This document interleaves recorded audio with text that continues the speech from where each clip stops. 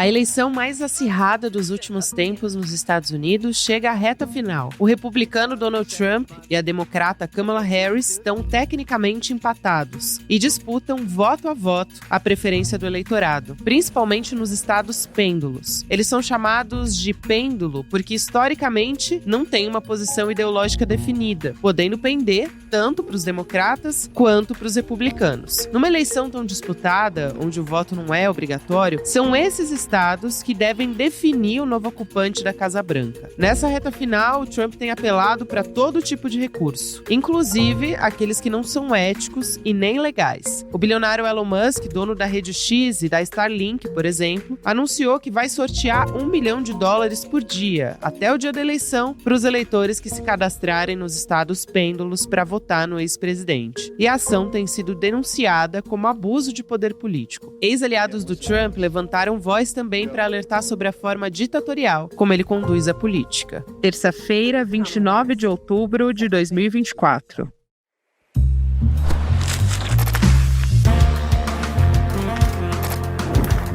Olá, seja muito bem-vindo, seja muito bem-vinda. Eu sou a Gabriela Varela, esse é o Olá, seja muito bem-vindo, seja muito bem-vinda. Eu sou a Gabriela Varela e esse é o Videocast em Detalhes.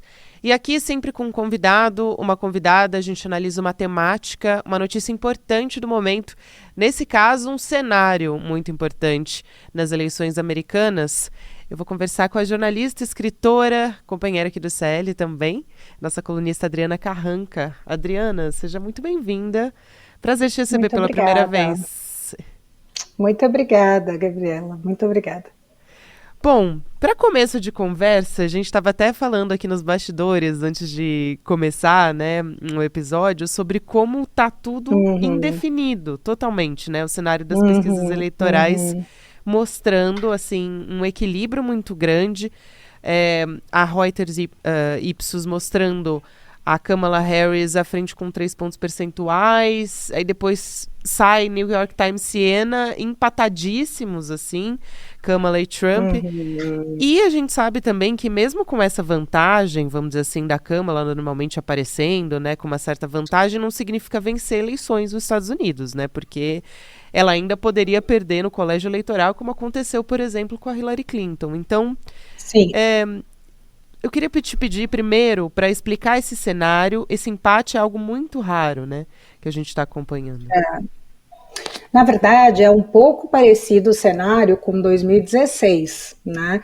A gente acreditava, tinha uma ideia de que o Partido Democrata estava um pouquinho na frente, mas dessa vez é realmente assustador. Na verdade, o clima aqui em Nova York, o clima entre as pessoas mais progressistas é de realmente desespero.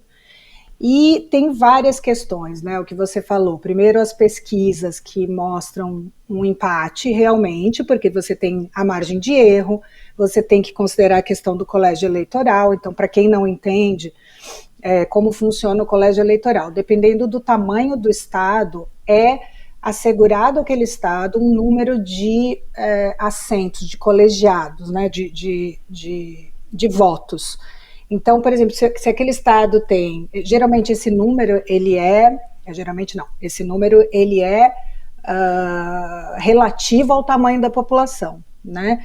Então, se você tem uma população de, sei lá, 3 milhões em um estado, ainda assim, não vão contar esses 3 milhões de votos, vão contar o número do colégio eleitoral, né, de votos do colégio eleitoral. E aí, dependendo do estado, você tem diferença no número, embora esse número, como eu disse, seja equivalente mais ou menos ao tamanho da população, ele acaba também, muitas vezes, dando algumas certas distorções, né?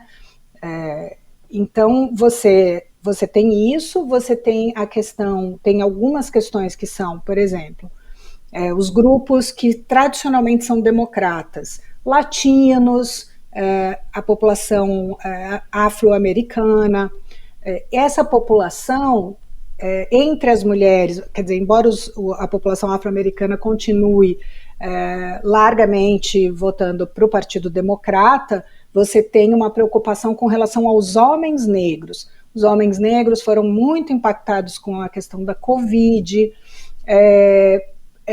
foi a população que mais perdeu emprego, foi a população que mais teve baixa de salários, então ali é uma preocupação realmente econômica. Entre os latinos, a gente tem um outro fenômeno, que é a igreja evangélica, né? Porque você tem uma explosão da igreja evangélica, que é mais conservadora, né, que é tradicional, que também elegeu o presidente Jair Bolsonaro no Brasil, e que ela explodiu em toda a América Latina e ela se reflete também na população latino-americana aqui, né, nos Estados Unidos. Você vê, por exemplo, se você pega as pesquisas do voto entre latinos,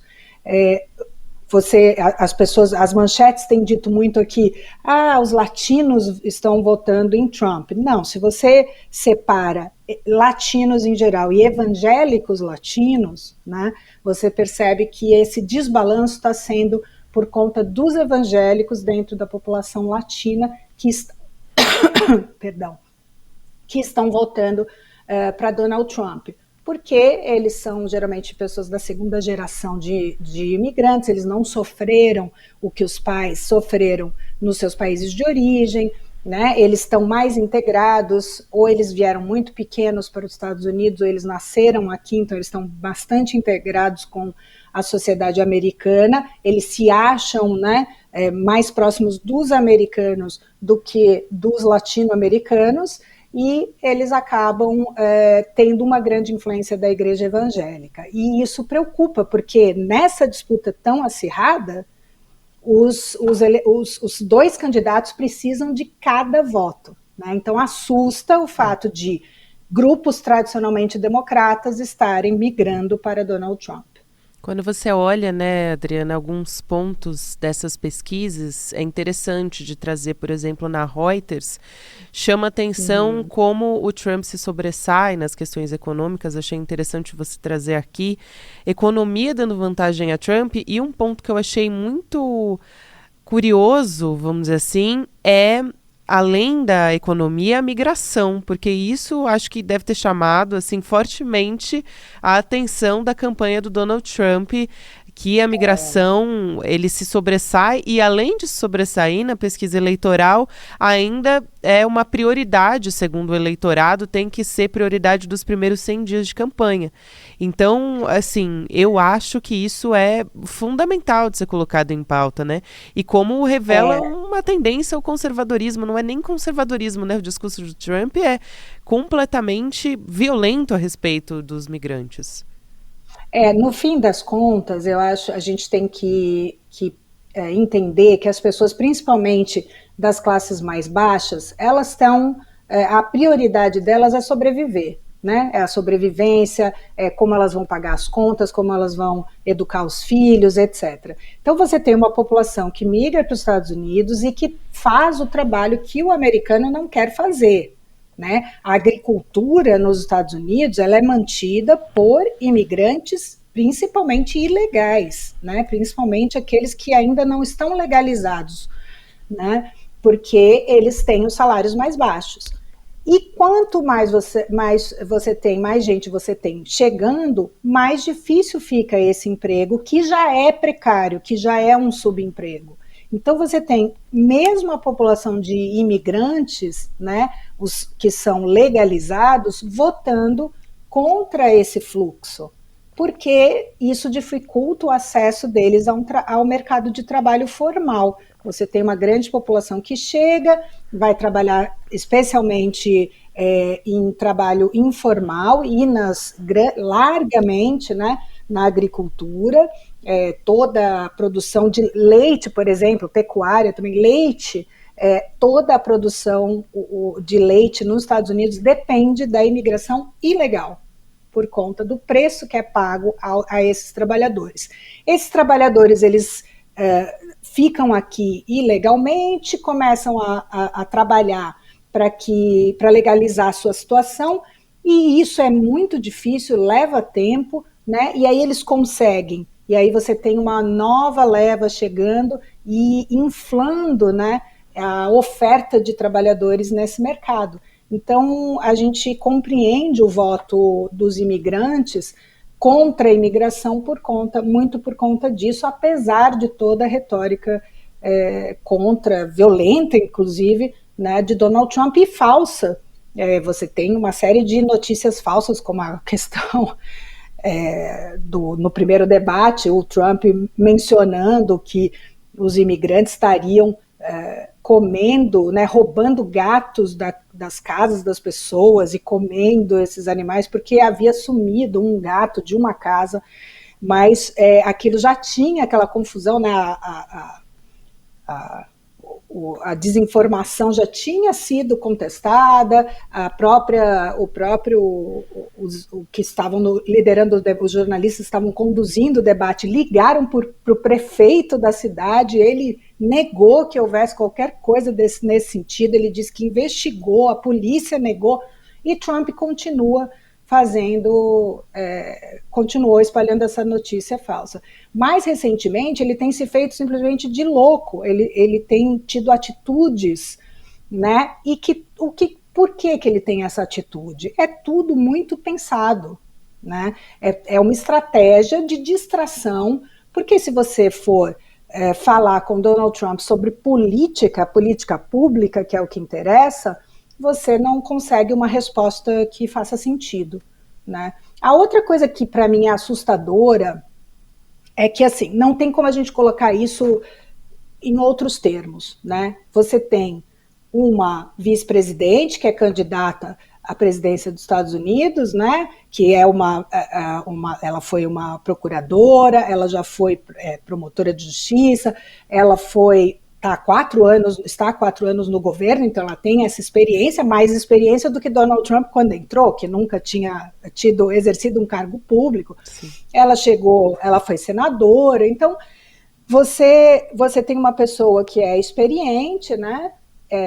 Embora pouco conhecida nos Estados Unidos, e você tem, pela primeira vez na história dos Estados Unidos, concorrendo com essa candidata, um criminoso. Não tem como colocar isso de outra forma. Não sou eu que estou dizendo isso. A justiça americana condenou Donald Trump.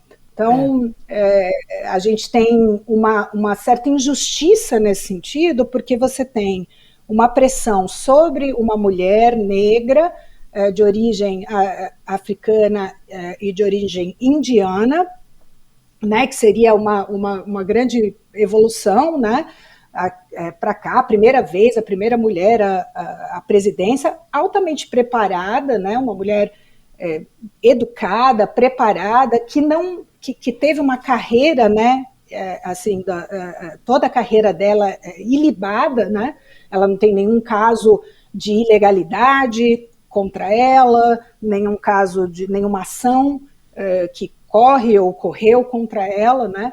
Ela tem um histórico de condenar, né, criminosos, do crime organizado, inclusive na área de imigração, né, de tráfico de pessoas, etc. E dela se exige não se deixa, ela não pode falhar, né? Tem um pouco, acho que, de sexismo aí também, né? Sem dúvida, né? Ela foi muito criticada até pelo sorriso, né, Adriana? Quando você diz, porque a Kamala é muito sorridente. Bom, a forma como ela se colocou nos debates foi sempre uma postura totalmente diferente do Donald Trump até, né? Você falou sobre as fake news, Adriana. E eu acho fundamental você ter colocado isso aqui, porque até em um dos debates, o Donald Trump foi totalmente quebrado pela checagem. Essa história do gato é uma delas. Sim. Mas ele ficou, assim, irritado porque estava sendo contestado com a verdade, com a apuração jornalística. Eu queria aproveitar para te perguntar sobre um componente interessante, assim, quando a gente pensa nesse uso das fake news, né?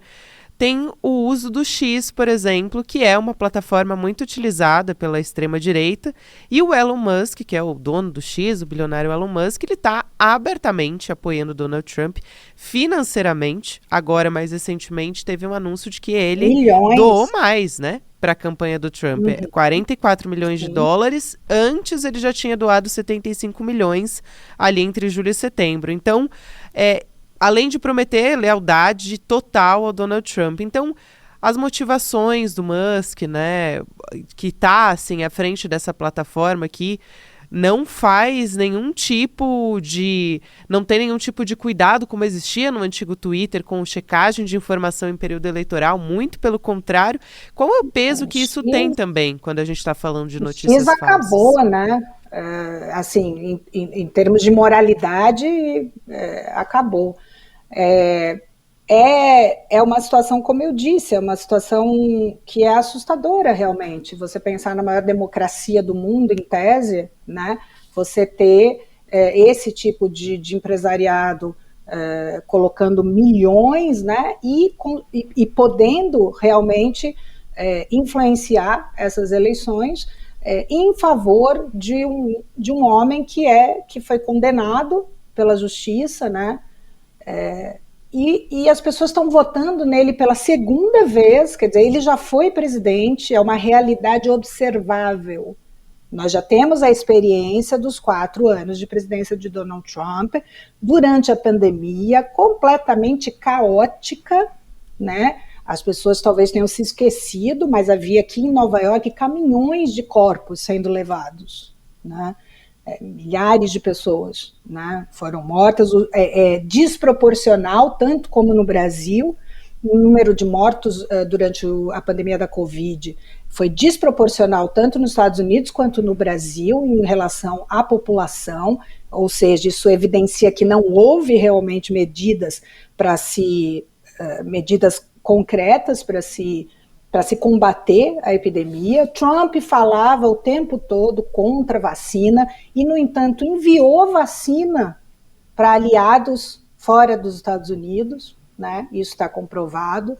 Então, é uma situação realmente sem precedentes, né? O que está acontecendo. E eu acho que como a gente brinca, a gente fala, né? Você precisa de várias coisas erradas para acontecer, né, para configurar uma grande tragédia. E é isso, você tem a questão da influência da igreja, você tem a questão da imigração e da dificuldade de acesso ao mercado de trabalho dos imigrantes, você tem uma outra coisa que eu não mencionei aqui, a guerra em Gaza, né? Você tem uma grande parte também de um grupo tradicionalmente democrata, né, que se recusa, não vai votar em Donald Trump, mas se recusa a votar em Kamala Harris, porque a administração Biden continuou armando, né, Israel, enviando armas a Israel, apesar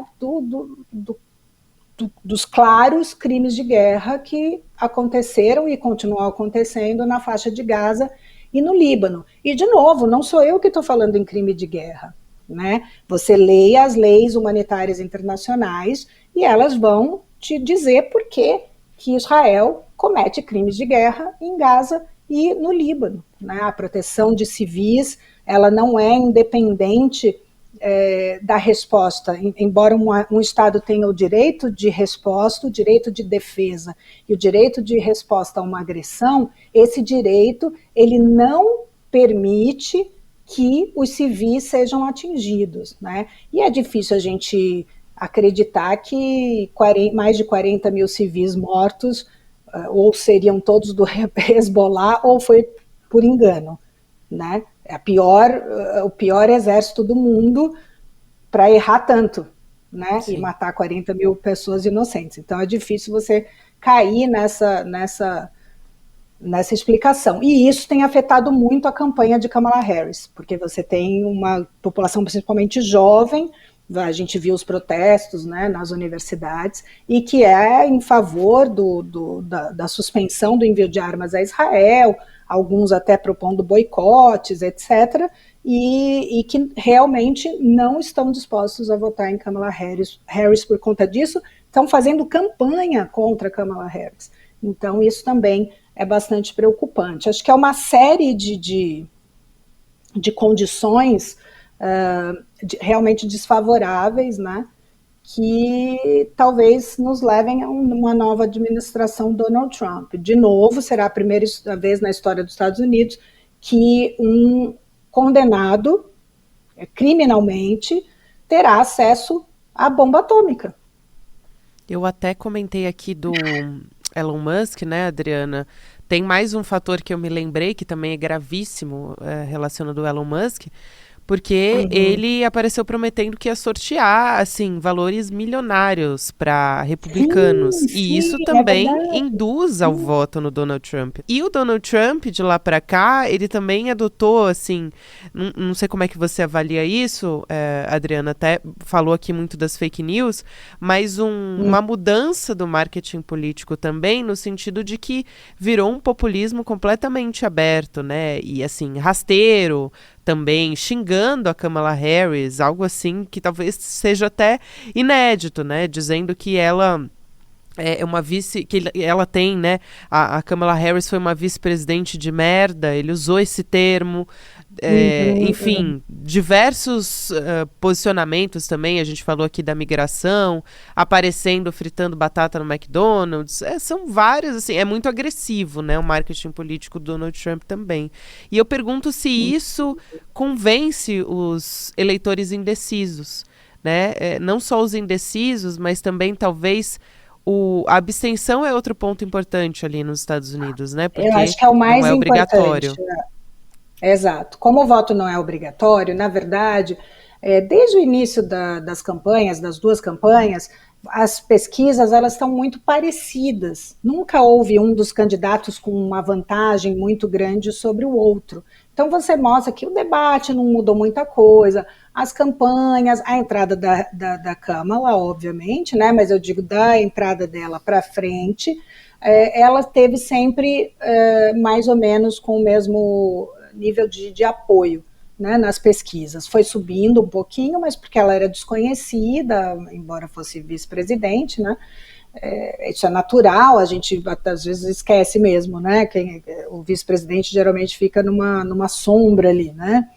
E mais um momento que ela começou a ficar conhecida, ela passa a ter um nível de apoio que se manteve, né? Então, o que as duas campanhas fazem agora é estimular, é mobilizar, né? Fazer um apelo realmente ao eleitorado para sair de casa e votar, porque o que vai fazer a diferença nessas eleições realmente é o número de democratas, democratas históricos, que vai sair para votar, e o número de republicanos históricos que vai sair para votar. E aí você tem essa desvantagem que eu comentei para Kamala Harris, porque você tem grupos tradicionalmente democratas que, por outros motivos, né, por uma situação como Gaza, que eu mencionei aqui, a questão da economia para os homens negros, mas acho que também tem uma questão de sexismo, de machismo, etc., por ela ser uma mulher, e da imigração, que desfavorecem a candidata porque são grupos tradicionalmente democratas, né? Então, isso, eu acho que nenhuma das duas campanhas, nesse momento, vai conseguir mudar a mentalidade de ninguém. O que pode acontecer é que essas pessoas tradicionalmente democratas, principalmente essas que estão, que se recusam, né, têm se recusado a apoiar os democratas por conta da guerra em Gaza, realmente percebam do risco, do perigo que Donald Trump representa realmente e decidam no dia da eleição sair para votar. Acho que é isso que realmente vai fazer a diferença, né? Nós estamos a poucos dias da eleição, então acho que nesse momento o que vai fazer a diferença é realmente isso, é o voto, a Adriana, abstenção.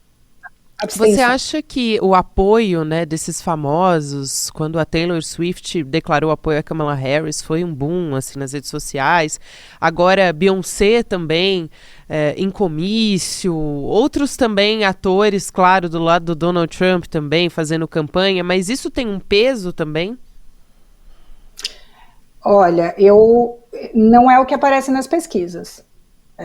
O que aparece nas pesquisas é que eles acabam falando com um público que já é o público deles, o público democrata, né, entre o público deles, e o que, de novo, o que pode acontecer é que essas pessoas, você cria um momento, né, uma energia que estimula as pessoas a sair de casa e votar. Então, isso é esse o motivo, né, de você estar trazendo o próprio Barack Obama, foi um presidente bastante popular, né, presidente democrata muito popular, e ele essa semana vai começar já começou, na verdade, a participar dos comícios junto com Kamala Harris. Eles haviam se separado, ele estava fazendo em alguns locais e ela em outros.